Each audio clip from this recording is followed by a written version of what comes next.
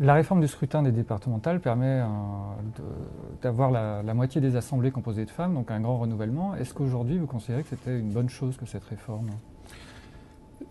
Moi, je préférais la réforme que nous avions faite pour créer le conseiller territorial. Pour la bonne et simple raison qu'il fallait supprimer un étage du millefeuille administratif. Le problème de la réforme et des réformes territoriales qui ont été menées par la gauche, c'est que ça ne fait faire aucune économie et que nos concitoyens continuent à n'y comprendre rien sur les compétences.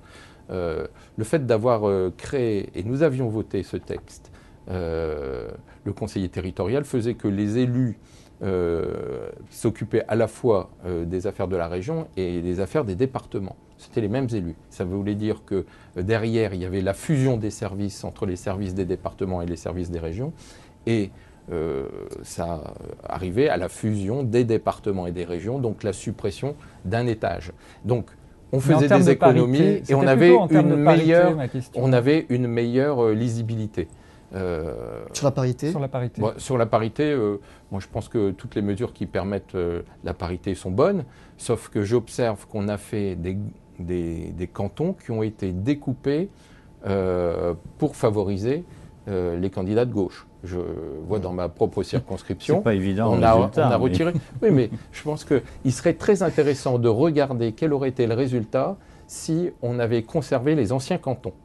Je suis persuadé que les résultats de la droite républicaine auraient été encore supérieurs à ce qu'elles sont aujourd'hui. Un certain nombre de départements ont été conservés par la gauche grâce à ce découpage scélérat. On a plusieurs questions d'internautes qui veulent revenir sur la parité, je vous le dis. Ils nous demandent clairement combien de présidentes de l'UMP seront à la tête, combien de candidates de l'UMP deviendront présidentes, je vais y arriver, présidentes de département jeudi prochain.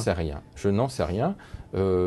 C'est en train de se déterminer dans chaque département, au sein de chaque groupe UMP-UDI, de déterminer qui sera le candidat. Donc voilà, ça se fait département par département. Oui, Martine Vassal était chef de file dans les Bouches-du-Rhône, donc celle qui devrait être présidente. C'est le seul nom féminin qu'on a. Ma collègue qui est porte-parole avec moi, Isabelle Le Calennec, qui était chef de file pour l'Ille-et-Vilaine. Malheureusement, l'Ille-et-Vilaine n'a pas basculé à droite.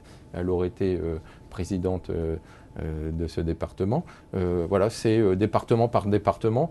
Je vous donne rendez-vous la semaine prochaine. Si vous voulez, je serai ravi de revenir sur ce plateau pour faire le décompte avec vous.